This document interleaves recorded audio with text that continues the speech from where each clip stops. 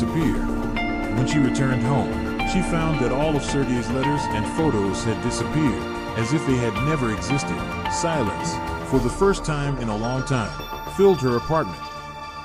But as she passed by the river a few days later, she noticed a rubber duck bobbing on the surface of the water, as if someone had left it there on purpose. She knew it was a sign. Now Sergei and his sister were finally at peace. Vika was sure that she had helped Sergei and his sister find peace, but in the back of her mind she was still tormented by the thought that the story wasn't over. A strange feeling, as if someone was watching her, wouldn't let her go. One cold evening, Vika found a new envelope at the door.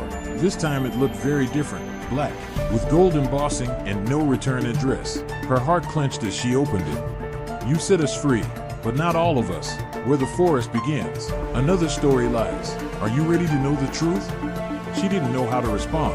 Her thoughts wavered between fear and a desire to know what else lay behind these mysteries.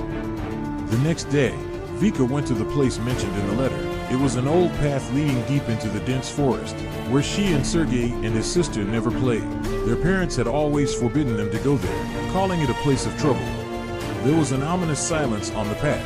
The leaves didn't move, and the tree branches looked like outstretched arms trying to hold onto something. Soon she came across a small wooden cross embedded in the ground. Next to it lay another note. "This is where it all began. Find it and you'll understand." Vika started digging under the cross. Deep underground, she found an old metal box. Inside were children's toys, faded photographs, and a diary, its pages written in large childish letters. She opened the diary and began to read. The pages described events that Vika knew nothing about. Sergei told how their parents had quarreled with another family whose children had died in the river years ago.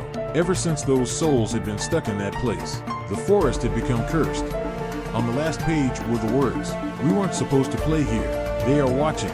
They're out to get us." The moment she finished reading, the air around her grew cold.